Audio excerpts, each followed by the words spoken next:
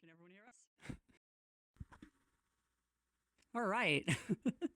Hello and welcome everyone back to we are still on day 3 of Trans Pride VR, our Pride celebration here in VR chat. Um, my name is V. I will be emceeing this. This is the voice team panel.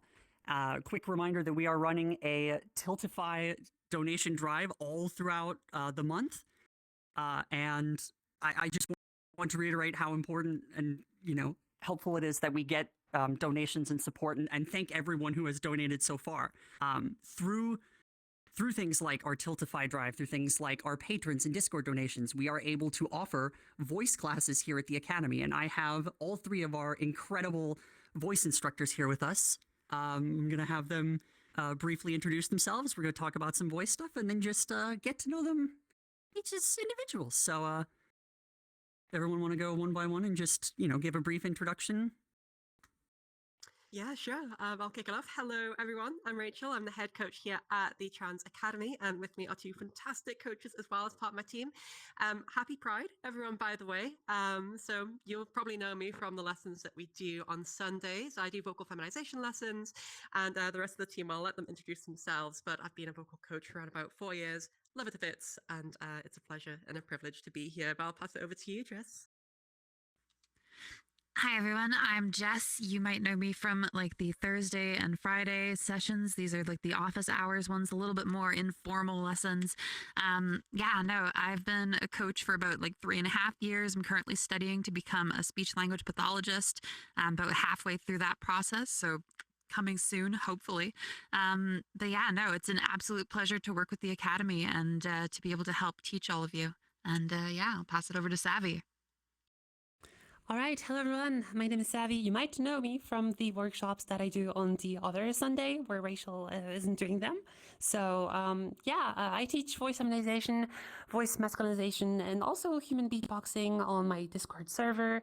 I also do lessons over there, but of course, I do a bunch here. And I've been doing it for 5 to now soon to be 6 years, teaching voice feminization and voice alteration in general. So I've been teaching here now for 6-7 months now, so like I'm really happy to be part of this, and that's who I am. Awesome. So I have some general questions like exploring your work and general concepts about voice and stuff. So I'll kind of go open, whoever wants to answer first, and then we can go in order.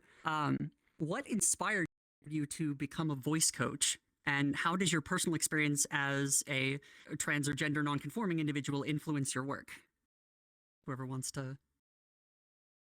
Yeah, sure. I'll kick it off. So for me, a big thing that got me into it was realizing that it was possible. I mean, like, for me, my voice is super duper low as a baseline before. For those of you that haven't heard it, it was, right way down here. Like, my voice broke when I was like, 13, 14, and it was the lowest in my pretty much school for a long time. And I thought, this wouldn't be possible. But I also found that, when I could get the results that I wanted, that, oh my God, I can share this with other people. And this is so impactful because it stopped me from transitioning for years. And, in that process of learning my own voice and engaging with different resources and communities, I just saw like so much chaos. A lot of it was well-meaning, but a lot of it is people, using terms inappropriately or feedback being inaccurate, and lots of different kind of schools of thought with regards to how to actually get our voices from A to B in a safe and, consistent way. And so after I kind of, researched as much as I could on the web and through reading books, etc., it was nice to be able to kind of solidify that until it's something a little bit more streamlined and then start to focus on propagating that a little bit more into the world. But if I can pass it over to you, Jess, as well, that'd be brilliant. Yeah, of course. So for me, I came out almost as long ago as I've been teaching. I came out 3.5, a little bit more years ago. So it's been about as long as I've been out, I've been teaching. And I had realized a long time ago that I was trans, but I just decided I wasn't going to come out unless I could get my voice in a place where I felt comfortable, So it was kind of like a make or break for me to actually be able to live this way. And thankfully I did. And after doing so, I was like, I have so much knowledge on this now. I have spent so much time trying to research this. I want to be able to share this out with people.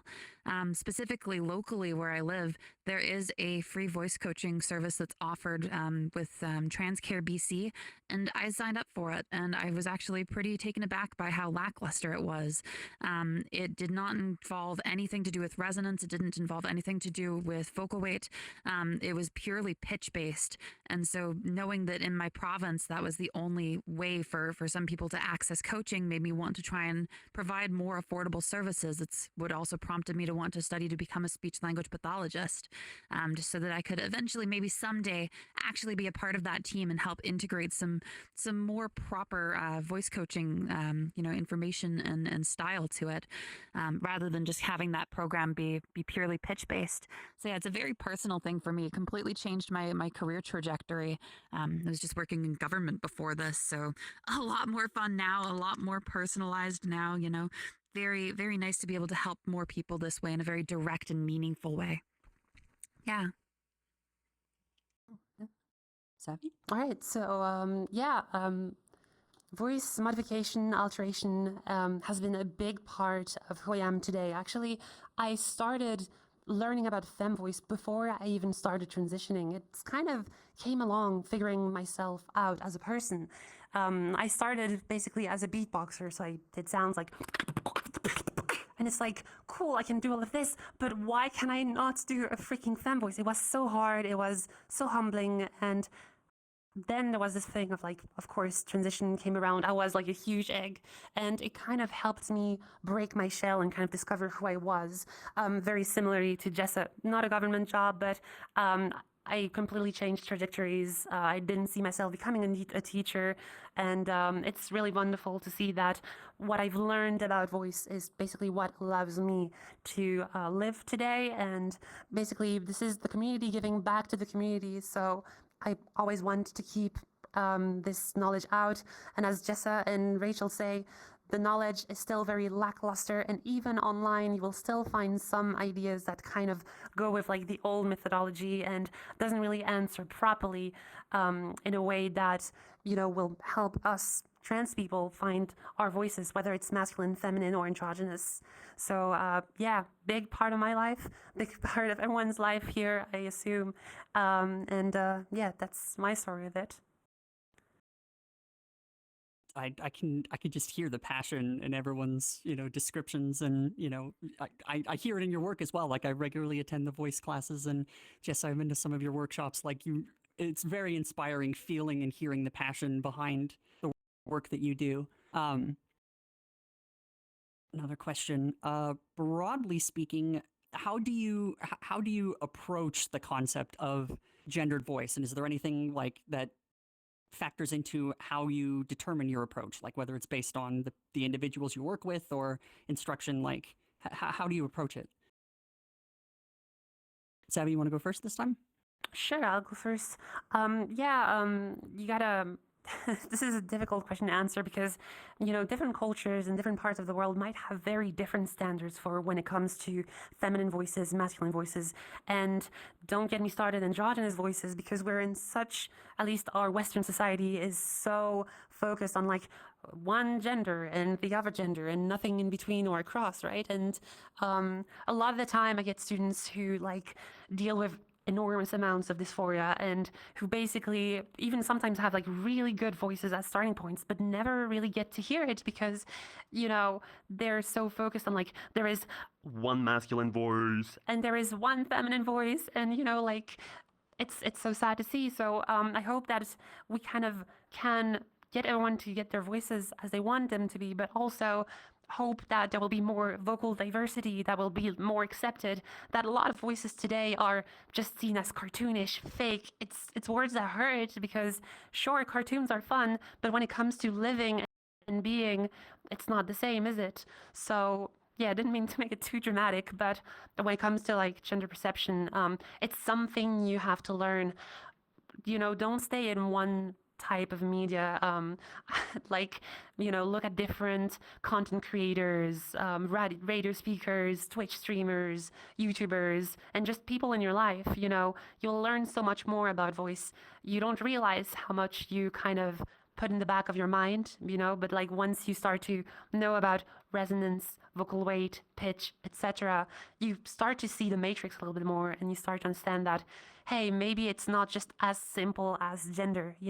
There's different feminine voices, there's different masculine voices. So yeah, that's kind of how I see gender perception, and it's something you build just like gender identity in certain cases. Pass it over to Jessa, Yes. perhaps. Oops, I hit the jump button, not the unmute button. Yeah, so the way I try and approach it is very much from this sort of like, you know, intersection of the, internal community structuring of how trans voice has been developed. And then also from the SLP path that I'm on, right? Trying to really merge these two sides of my world. So I try and teach with, a little bit more of like scientific descriptions of things, obviously always merging things with layman terms as well to make sure it's not really confusing or anything, but I do try and focus more on like the pathology side of things, and really trying to get to the root of an issue with somebody, why they might be having difficulty with a certain thing, and then trying to work on ways around that, usually involving a lot of different like target practice with different sounds.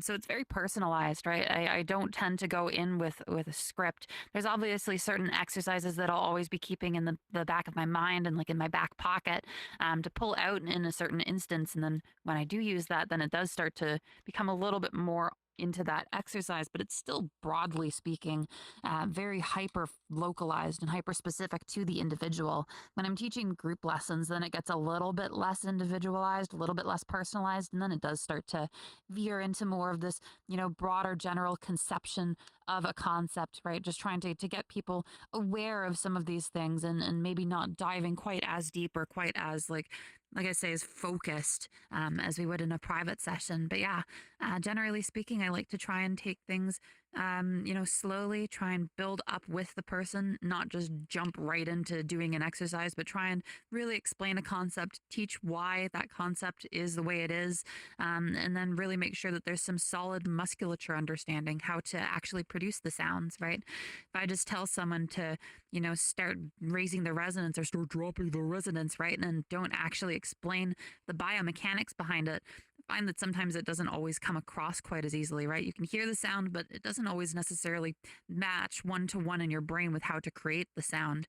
But when you start breaking it down a little bit further and explaining the intricacies of how that actually functions, talking about like all of the components of the larynx and the influence of the tongue root and like the hyoid bone and that sort of stuff, and like getting that larynx to move around and how that's affecting the space and the vocal folds, I find that having a solid understanding of that really does help, and can help, bolster someone in their voice journey. So yeah, very scientific, very individualized. That's kind of how I like to try and approach lessons. And then, yeah, like Savvy said, obviously trying to just really affirm someone in their identity, right? Knowing that it's okay to explore sounds that they otherwise might have some, hesitation with, trying to explore not just the target voice, but all manner of voice, just because if you can create these other sounds, you'll be more adept at creating the target voice, and just, you'll feel more confident and more fulfilled in voice in general. Yeah. Very inspiring. Rachel? Yeah, I mean, this is so cool. I couldn't agree more. This is great being on stage with these two. So, yeah, 100%. I mean, like some of the salient things that I drew from both your answers are like a good, firm understanding of mechanics and things to hear and to be able to internalize and to perceive in the voice. And also knowing that this journey is so, so, so, so individual.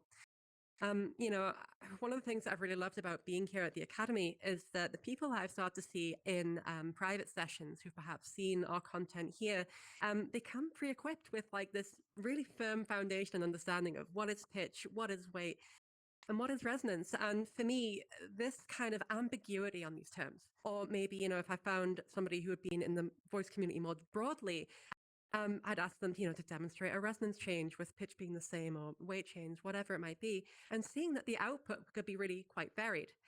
And for me, in seeing the kind of like frustrations shared amongst the community at large, when I'm trying to do this on an individual basis, when we're looking at videos and it's very one-sided media, there's never that confirmation of, yes, you've nailed it, or not quite, there are some sample sounds and things and recordings out there that can be good, but that feedback is so important.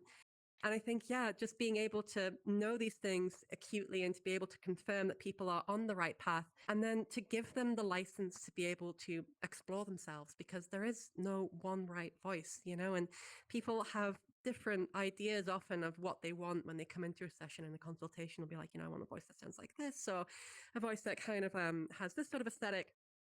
And what I often find is that as we begin to explore these variables of pitch, resonance, and weight, and voice control more generally, and improving our own accuracy of self-perception in the face of dysphoria, I find that a lot of students really begin to fall in love with the voice that quite almost organically emerges as we begin to shift into more of a target zone. And for me, I think that's one of the most beautiful things kind of about vocal modulation, is that we all have our own unique instruments, and it's the shift from I want to sound like someone different to I'm okay discovering the sound of me, but one that is more harmonious with my sense of self. And yeah, so I love it to bits. I think it's fantastic. Yeah, thank you so much.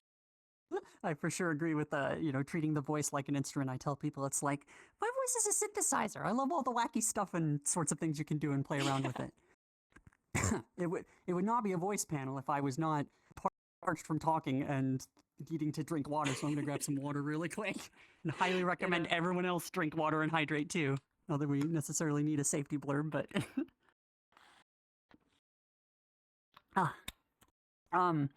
kind of tying in with that last question.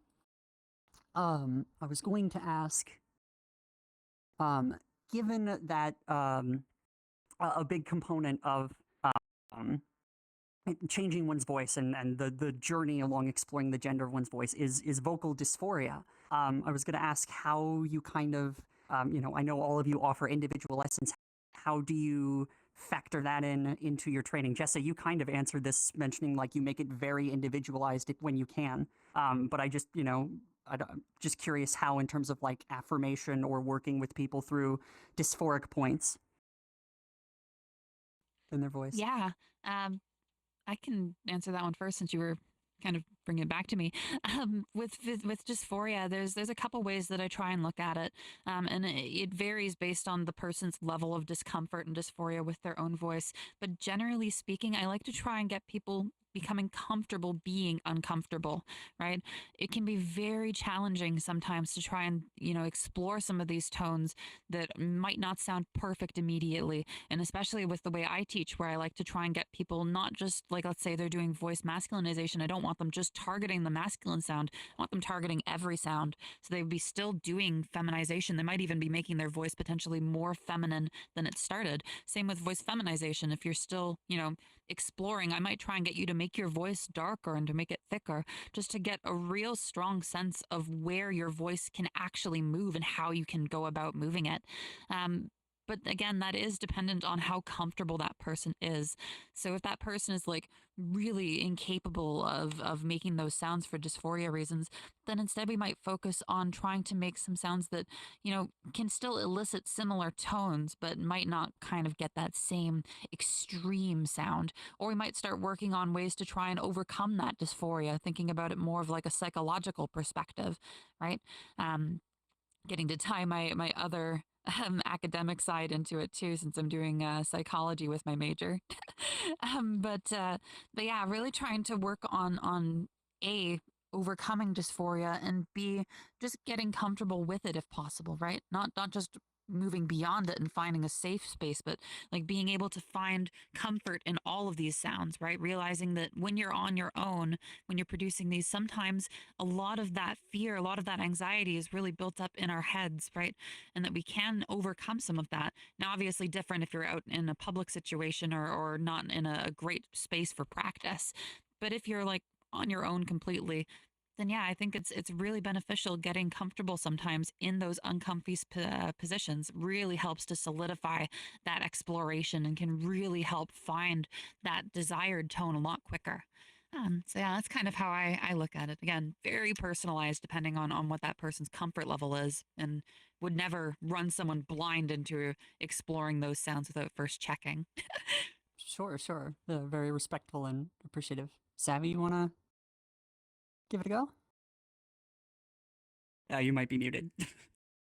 Oh, sorry. Okay. Yeah. Sorry, run me by the question again, really quick. How do you approach? How do you handle like if an individual like how do you handle dysphoria that they have Vocal dysphoria. Yeah, with I their got voice? you. Okay. Yeah. Yeah. Okay. So there's a lot that Jessa already said, so I won't cover like a whole lot of it. But there's different ways to look at it. I really agree with that idea of trying to make uncomfortable sound more comfortable. A lot of it, with voice modification can come through singing or voice acting, things that are not specifically tied to you. A lot of it will be, at least the way I look at it, there's two main ways. You take it either on the absurd way, you kind of explain the physical process. Hey, look, your voice is just some meat flaps, sorry for the imagery, but it's what it is. It's like some muscles vibrating, creating sound, and who should care, right? There is a gender construct, but that's not enough for certain people. And of course, we live in a society, you can't just remove yourself from it. So another way to look at it is like, you will be going through different voices, and you will be going through fake or cartoonish voices, and it's fine to have that happen because when I first learned how to do feminine voices, I didn't learn how to do one, I didn't learn how to do two, I didn't learn how to do three, four. I learned to do many different types of feminine voices. And so to kind of have that awareness of like, hey, it's fine that I will not exactly find the voice that I'm most comfortable with. It's more about exploring a bunch of different voices and different voice types until you kind of hone in onto one that you like the most and that feels true to you. A lot of it with dysphoria as well will also be about how your new voice kind of reminds you of your older voice. And sometimes it doesn't even have to do with voice, with vocal weight or with resonance. Sometimes just the accent of a person or the way they speak, the certain words they use that remind them and bring them back to the person they were prior to transition. And there's a lot, as Jessa said, a lot of psychological biases that we have to fight against, that we have to become aware of so that we can move forward and eventually, beat dysphoria so that we can finally do what we want with our voices. So, yeah, throwing it back to you, Rachel. Yeah, for sure. Again, amazing points from both of you. Not too sure how to follow up on that, but I think, yeah, and engendering and fostering a sense of love and kindness to yourself is so important in this process, I think. And one of the things that I've found very commonly with dysphoria, and I know that a lot of people experience it in different kind of ways and levels, is that often it will kind of skew our self-perception, that we can think that things are perhaps much worse than they are. For me, a lot of my facial dysphoria was around my brow bone, and there'd be times I'd be like, oh no, this is terrible. And then other times we're like, actually, this is fine. And seeing how my own mood and holistic being was shaping what I thought was a very logical kind of self-perception, it showed me how off we can be with these things. So I think that understanding and knowing that we aren't always like a fair coach of ourselves, a fair assessor of ourselves is good. I think starting to move away from consistently trying to be like, am I the target gender of my voice? Does it sound like a guy? Does it sound like a girl? Does it sound somewhere in the middle? What am I sounding like? That question is so loaded, and it's difficult to be objective with it. So reframing the kind of self-analysis into terms of things more more objective, things like, where's my pitch at? Where is my vocal weight at? What quality does my resonance have at the minute? What do I like about it? Although it can sound like sometimes a little bit trite saying these things, this mental refactoring is tremendously powerful. And I think that our thoughts are so connected to our emotions and vice versa that we should challenge some of the less kind preconceptions and axioms by which we are looking at ourselves. So that's a big thing. I think as well that this work is so beautiful when it's done from a trans person to another, for another trans person, because we all innately know the challenges that this work presents. we know exactly what it feels like to put ourselves, our neck on the line, it feels, and be like, I'm using this voice for the first time, and that terror, I was so sweaty the first time I tried using my voice online or like with someone. It was terrifying. And I think that having this solidarity and shared experience of what this is like just can create such a great bond of trust, and developing that teacher-student relationship can just be like immensely rewarding. And yeah, so a bit wordy, but I hope that all makes sense. Thanks so much. Yeah, of course. Like abstracting it up above just like the preconceived notions of like male voice, female voice. Sometimes I think people harp a bit too much on like, oh, the pitch has to be like perfect range. And I know in various lessons you go like, well, you can have a low fem voice or a high mask voice, and it's very inspiring to see you all like offer that kind of that kind of perception, that like what I would argue a more positive perception of how we approach gendered voice. I'm curious, are there any experiences, groups, or individuals that have like significantly affected or influenced your work and how you approach voice? If you want to explain, like Rachel, I know you had a bit of work time with the Seattle Voice Lab. Is that right? Yeah, for sure. So I spent about, it was a year and a half, I think, working with Seattle Voice Lab. And that was great. It was a really good experience because I started to see the other side of things, where we had some speech and language pathologists there. We had lots of different people with different backgrounds. Like one of the coaches there, Nathan, really lovely guy. He used to be like the lead singer in Cats and like Phantom of the Opera and Broadway, which is a crazy perspective to have. There are some people that had yoga backgrounds, or that were in more traditional speech and language pathology roles or acting. And we had in this multidisciplinary sort of team, all with the same goal of vocal masculinization, feminization, androgenization, all that stuff. We had a shared chat where we'd all like come together and share the things that we found challenging with different students, perhaps in an anonymous way, of course, and different things and techniques to be able to overcome challenges and different ways of approaching things. And that experience of sharing knowledge was like deeply enriching, and also being able to see that the commonalities of our experience with what was more difficult in some of these areas was really, really good. And it gave me much better handle on that. And, outside of that, of course, I mean, like Ziana, Trans Voice Lessons, it's done tremendous work. Sorry, Alexandria, she was fantastic. She sadly passed away recently, and bless her. But she did fantastic work on YouTube. And I think the trans representations are so important because for me, when I was deep in egg mode, seeing people like Steph Signotti or like different trans content creators, and just seeing that this is a viable thing that people can do, is just so important. So yeah. And apart from that, working with these two has been fantastic as well. And Savvy, when I was starting out, I was looking at a lot of your lectures too, and all that information helped. Celine at Vox Nova as well. Loads of people out there that are fantastic at this field. But I'll pass it over to you as well, Savvy, please. All right. Well, I kind of like have grown mostly online and on the Discord communities, very shy, not going out too much. And I didn't get the opportunity to, if I understand correctly, Seattle Voice Lab was kind of like an IRL thing, or do you work like from home? Yeah, that was working from home. They were based all across the States. Okay, yeah. And so I was in England, and yeah, it was all remote work. It was like a pretty like big structure. So like I've not been like a part of something like that, but it's more like a community-based learning. There's been several different Discord servers that I've been a part of: Trans Voice, Linguistics, Online Vocal Coach, Trans Voice Lesson Discord, of course, as well. And it's been a huge learning journey because I was figuring my gender identity as I was learning about femme voices. And so some of the people who I learned alongside with used to be teacher, no longer teacher. Some of them evolved to work with Trans Voice Lessons. I'm thinking typically about Celine. A lot of it back then was that the science behind voice training was so new and it was so fresh that like back then we didn't even have the term vocal weight. We didn't even have the term for like a lot of like overfull or underfull. We didn't have like a lot of those terms before that. We have to thank a lot of Ziana's work for that too.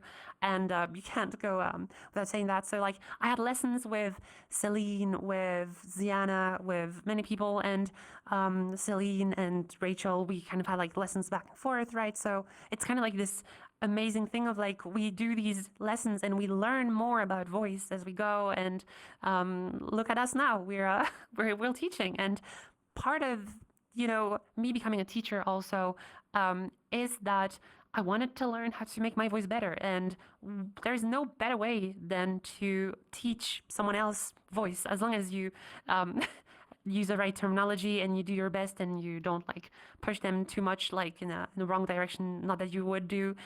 If you're around here, you would probably learn all the right terminology and methodology.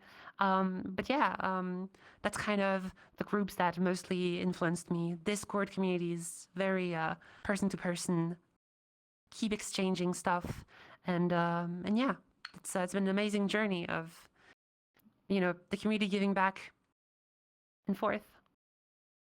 So yeah, how was your experience, Jessa, with groups and stuff? Yeah, I had an interesting foray into it.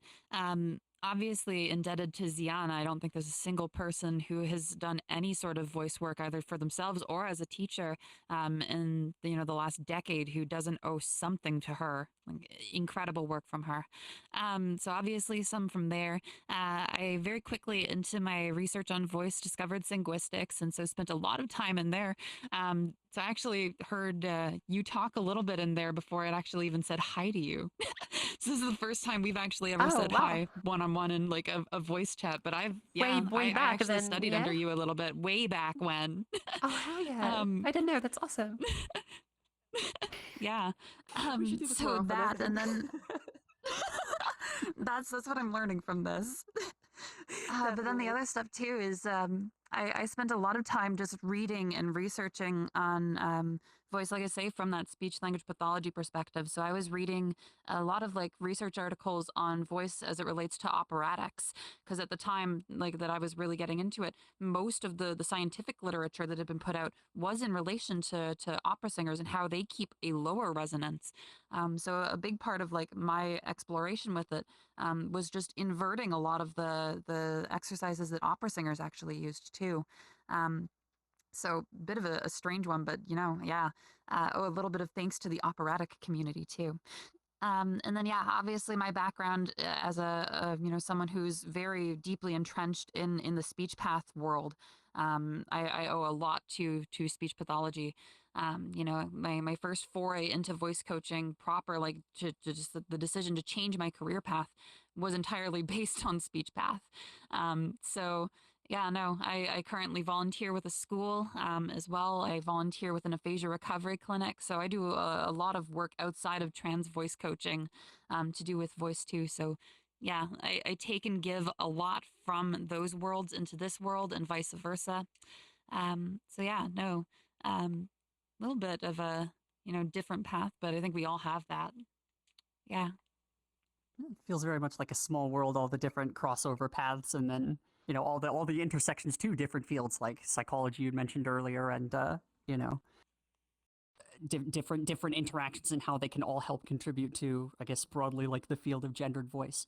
Um, I wanted to get your guys' thoughts on the technology we have readily available to us. Like, obviously, for at least a little bit, we've had things like, at least with the advent of like smartphones and stuff, like speech analysis tools or vocal like spectrograms. I think that's the right term I'm using. Or yeah. Yeah, spectrograms. But now we have, obviously we're in an age where we can be like in the physical presence of other people when interacting and doing voice lessons. And I'm curious, what your guys' thoughts are on it in general, and what do you think the future holds in terms of, can we improve technology contributing to vocal training and gendered voice? Who wants to tackle that one first? Yeah, sure. So I think definitely, I mean, I think there's two different prongs here of what's out there currently and what could be. And, for me, teaching on a large scale, this is fantastic. I think that this is maybe the best platform for it currently. It's really great. And I could foresee there being space for, at some point with VR going forwards, if we can get ways to have real time and everyone seeing the same thing, spectrograms and pitch analysis, and like a camera feed as well. That would be great, because I think that you can see so much from a camera often, and you can solve problems a little bit easier. Even though you can do it by the sound, sometimes it's better to have a holistic version.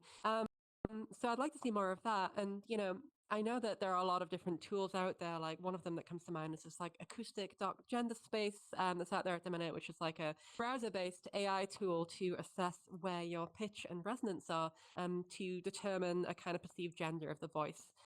And it's a bit hit and missy. It can be good for broader strokes I've found so far with coarse adjustment, but fine tuning, oh, it's not quite there yet. And, what I would really love to see at some point is like some kind of generative AI stuff where, there's this guy, Ingo Tietze, who's done a lot of voice science, and he created this thing called Pavarotti, I think it was called. It was like a riff on Pavarotti.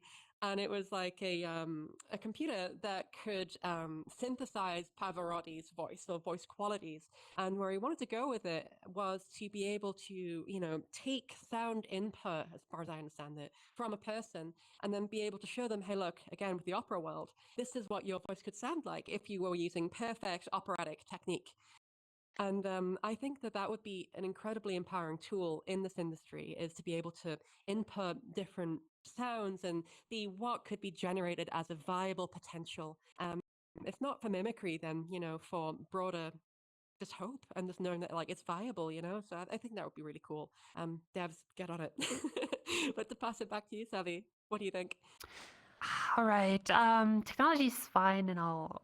We have evolved a lot, right? We have like VR now. We can like be in body presence. And before that, we had Discord. And don't get me started. We knew about Skype, and before that, MSN. Oh my God, we're old, aren't we? Okay. Anyways. I know. It wasn't always so consistent. Things would break all the time. So I'm so glad that we can finally have like hours of conversation without just the connection dying out. So already that's a huge step forward. But I agree. There's like acoustic gender space as a great tool. Tried around a little bit with it.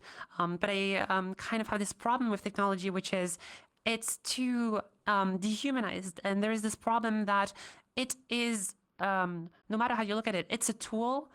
And, if you want to build a house, I can give you a hammer, but if you don't know how to use the hammer, you're not going to build anything, right? So there's a tool, and then you have someone that needs to tell you how to use the tool, right?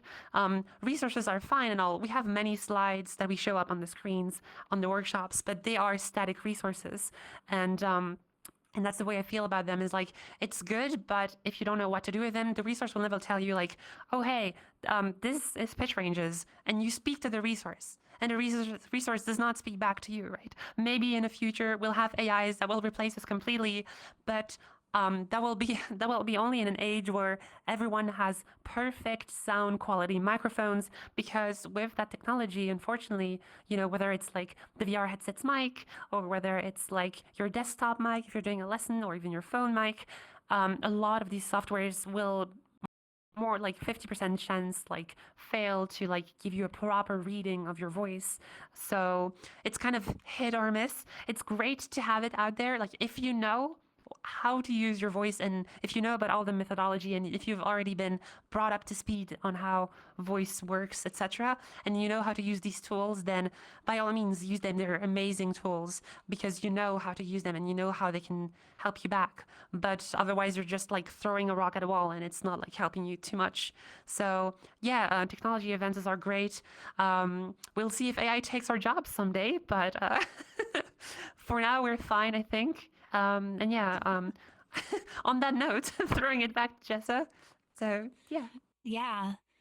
Yeah, no, all great points everyone's made so far. Yeah, as someone who uses a fair bit of technology in most of my teaching, obviously VR like the rest of us, and then yeah, like V had mentioned, like just spectrograms. I use spectrograms a lot, specifically Voce Vista, because it allows you to fully isolate the sound of individual harmonic frequencies. It's really useful for teaching people how to hear certain harmonics, like really focus in laserly on them. But also just nice for being able to teach harmonic theory generally. yeah, no, there's a lot of resources that exist out there that I have quite a bit of gripe with, and I think that a big portion of improvement that I could see happening in the tech field has to do with the most readily accessible things. I'm talking like even as most basic as we get with like integrated microphones on laptops and smartphones. Right, when I'm teaching a private lesson and someone doesn't have a great mic, it can sometimes be really hard for me to give proper and accurate feedback if there's a lot of noise in the room that's getting caught, if there's a lot of static from the mic, if it's a really old one or it's beaten up, right? That quality of the microphone, it really can impede the quality of the work that we can do and that we can give back. And this is especially true if that person who has that lower quality microphone is also using additional tools, right? If they are using that acoustic gender space, if they are using a spectrogram, having a mic that has like a really bad noise floor, or having a mic that just really cuts out at certain frequencies makes it really hard to actually even take in that. So it's like if you had a hammer, to continue building off of Savvy's analogy, it's like you have a hammer that doesn't have a handle, right? It's even less useful to you than you've got the part you need to be able to actually build the thing still, but you don't have a way of actually applying that force to it, applying any sort of like, tangible function to it. So I think having better quality microphones is definitely something I can see being a plus in the future. Having smaller and smaller microphones that just work in those devices, but we'll see. They're probably at a point where they're just like, they work now. They don't need to be too good. Specialty mics are always going to be better, but those are obviously very cost prohibitive. But then the other thing too is just like the community made apps. I would love to see better apps out there that the community generally uses. I'm thinking very specifically about voice tools, because voice tools is one I have a love-hate relationship with. I think it's a fantastic app that has like really good pitch tracking capabilities. Again, for a phone app, again, it's barriered by that phone mic, and it's got a tone generator in it, which is what I tend to use it predominantly for. But it has these really arbitrary, lines on pitch and what it's deciding. It sounds masculine and feminine. It doesn't take into account weight, doesn't take into account resonance. It only takes into account pitch, but it'll spit back information at you saying whether or not the voice sounds masculine or feminine based solely on pitch, which is one of the least useful metrics for gauging a voice and gender quality.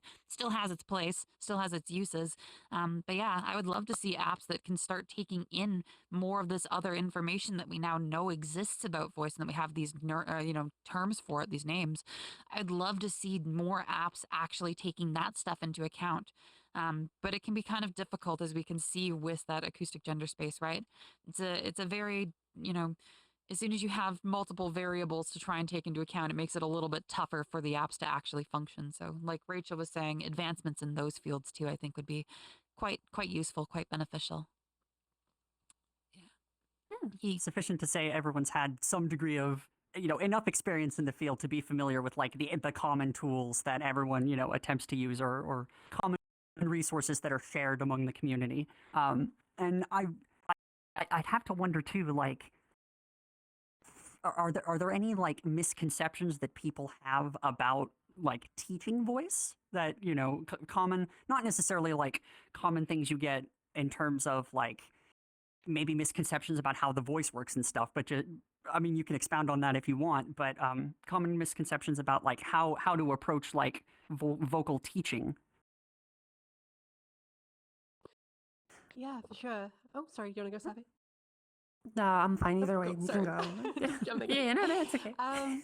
Yeah, no. So I think that one thing that really is not talked about much is empathy, and its communication skills. And it's, I adore both of your work because I think that you're both very emotionally intelligent, switched on people that are just like really good at being able to ensure great communication of these other transactions that aren't just information. Because it's such a holistic process. And some of the feedback that I've had from people that have been to alternative teachers has been that it was kind of cold and it was just a delivery of information without personalization and tailoring. And I think that in order to be a good teacher, you need to be able to communicate abstract ideas and concepts at multiple different levels of detail, to be able to match somebody with where they are, to be able to read the cues of how this individual is responding to these different things, because not only are we managing this person's knowledge and equipment mentally to be able to do this and physically with voice, but it's also their emotional state with it. And I feel, a tremendous responsibility in this work that if someone gets switched off or doesn't like this or has a series of losses as they try and move through this process, that can completely disillusion them from feeling that their voice is accessible at all. So I feel that, that's for me is one of the biggest things that is missing in the discourse is more traditional teaching techniques and how to build that relationship and empathy. Outside of that, I think that pitch, is there's a big role in the kind of like voice community at the minute, mainly among students, I think, and learners, that we are saying that pitch is not as important, but it is still definitely a thing to take a look at. And I see some people kind of taking this to the nth degree of being like, don't worry about pitch at all. But for me, pitch is so intrinsically tied into kind of the health of the voice, the comfort of it, the feeling of effortfulness, and not how you can express with different emotions. And I just think that there's a kind of right sizing that is occurring within like the community, because as you said, Jess, so much of this, because my partner, she did some of the NHS voice training, and it was the same. It was just like all pitch, and it's just like, oh. So we've kind of moved away from that. We had a period of super focusing on resonance, and then now it's getting back into weight and more holistic. But I just think that that is another thing that I would like to see generally in kind of the weather. But to pass it back to you, Savi, what do you think? All right, sure. Well, when it comes to common misconception with voice training, I was rather thinking about what people's expectations are when they get into a lesson, right? Everyone has like a different starting point, and everyone has like a different way to understand voice, right? Some people are more visual, more like audio driven. Some people like really want to know the nitty gritty science behind it, or they won't make it work at all. And whilst I started teaching like back 5 years ago, I certainly was a good beatboxer. I certainly was a somewhat good voice user, but I was not a good teacher, right? I didn't know how to convey the information properly. I was like just telling them, okay, you want to have a resonance of 1,500 hertz, and you want to have a pitch exactly at G3 or around that. And that was not really helpful. I was showing people a lot of spectrograms, and sure, that was fine and all, but it's not enough, right? Like I was doing the thing of like, here the hammer, here's the tool, and you learn with it, right? So as Rachel said, we have to like kind of meet people in the middle, right? Like we have all the knowledge, but we don't have to like drown people in like scientific terms, etc. We kind of like to meet them in the middle and help them with their voices. Another misconception I can think of too is like, sorry, I kind of went on the side with this one, but people will have different starting points, right? I have had transplants who come to me and they're like, Savvy, I want to learn to feminize my voice. And some people who come to me are like, Savvy, I think my voice is not good enough. And, people have different starting points. And sometimes it will be more about dysphoria than actual vocal skills. And this brings me back to, there is kind of like two lines that I see. If voice training was a graph, you would have like a line that would be your ability to produce voice, and you have the ability to judge voice, right? To be able to understand it, see its qualities and concepts for what they are, right? And some students sometimes like have like a better ability to produce voice than to judge their voices. And part of our training is helping people kind of become awake to those intricacies and qualities of voice to better help them move on. And yeah, so that's kind of like the misconception of thinking about when it comes to doing lessons. It's not a magic wand, and everyone has a different approach or a different way to interact with other people. So yeah, throwing it back to Jessa, you might have something to add. Yeah, I think the only like misconception that I think you guys didn't touch on that I've found for me at least is that like sometimes I'll have clients just kind of come in and expect something to come a lot quicker than it does. it can take a fair bit of time for some people to find and develop these sounds and learn how to actually control and manipulate them. And it is a very, varied process. Some people get it immediately, and some people will take a lot longer to. And it happens completely separately from someone's starting place, too. Someone might have a tremendous starting spot and still take a little bit longer to fully realize that tone, fully learn how to articulate these sounds this way. Somebody might have a starting space that's so far removed from where their goal is, and they might get it in the first couple lessons. I've had one person actually even get it within like their first lesson. So coming in with that expectation that it might take a while, it might be immediate. You don't really know until you know. Because I have a lot of people often will come in and expect it to be that more immediate sort of result when often that's not the case. And I think learning to temper expectations a little bit can sometimes be very, very beneficial, especially for dealing with dysphoria and frustration later down the line.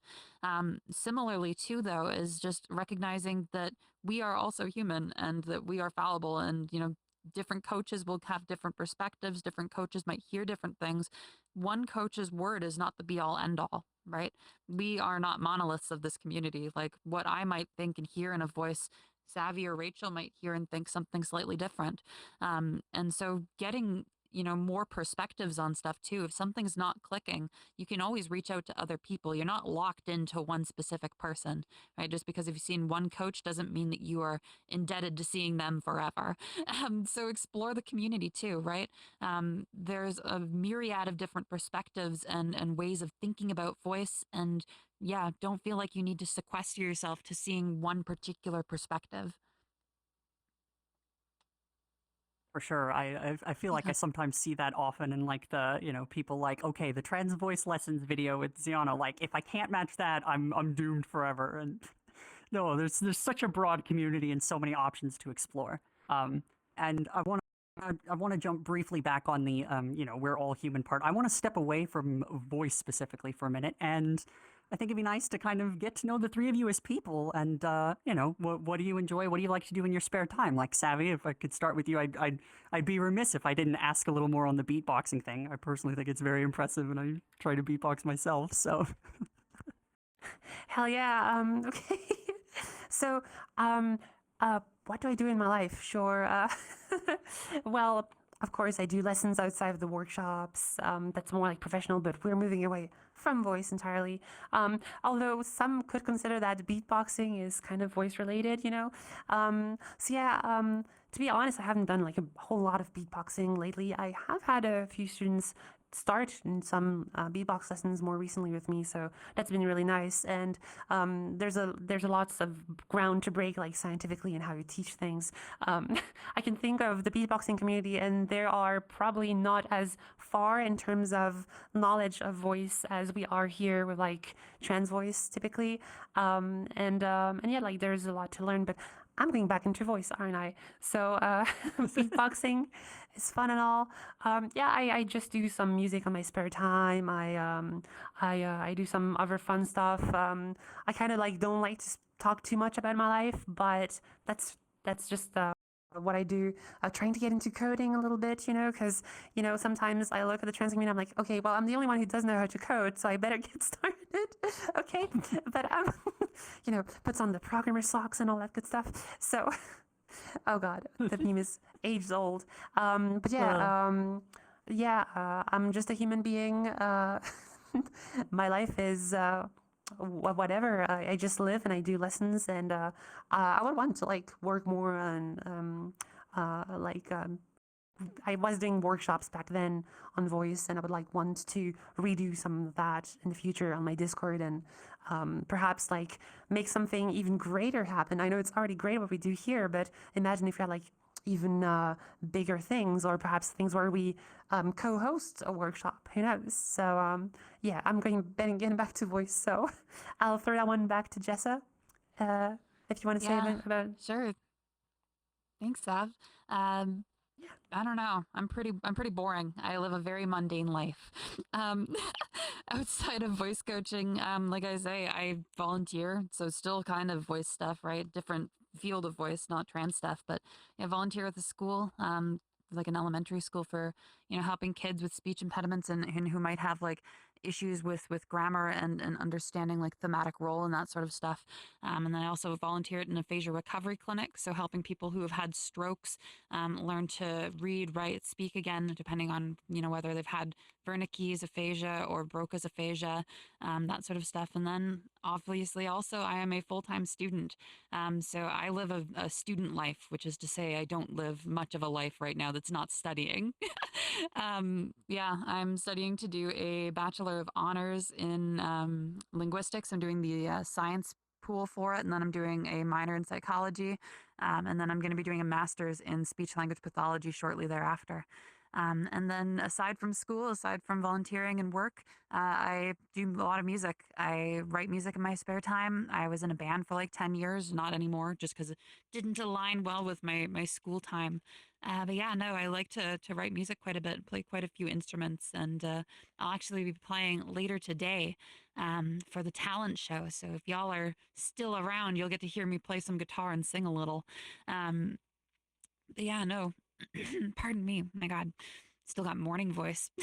Apart from that, I don't do a ton. I like to go out and camp, but I live on an island, so there's not a lot to do that doesn't cost a ton of money to leave the island. So very, very limited in that sense. Yeah. How about you, Rachel? What do you usually get up to? Yeah.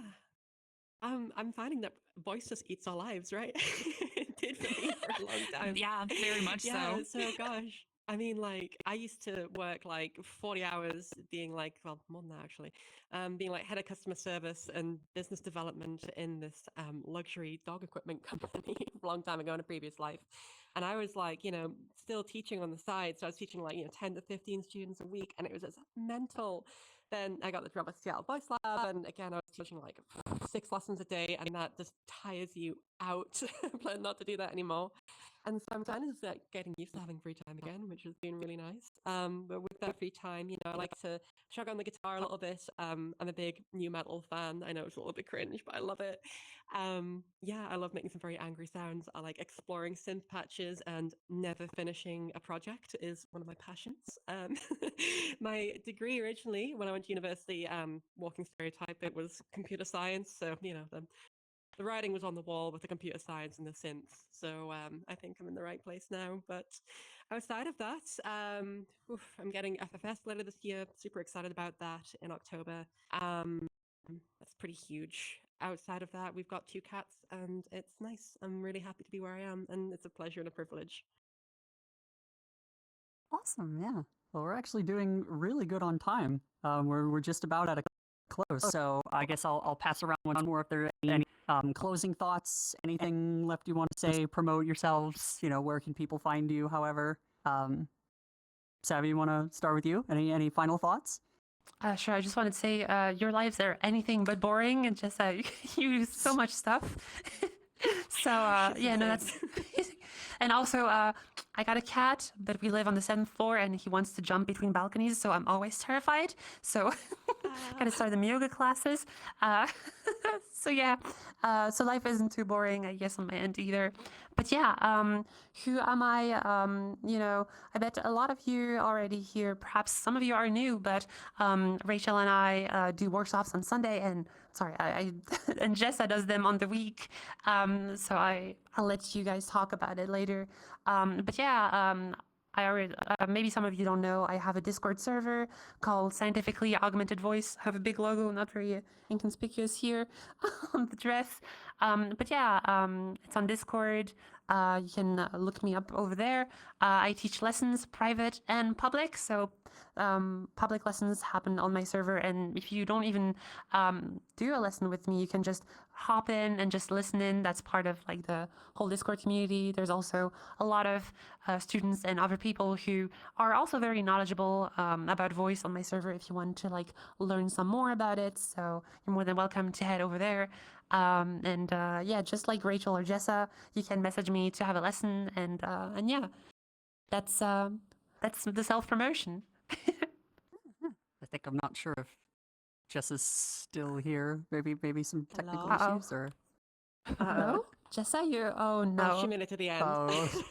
I mean, it's the end. Well, Rachel, I'll go ahead and if you want to continue. For sure. Conveniently, you can find Jess and I over at transvoice.com in the same place. So that makes life a little bit easier.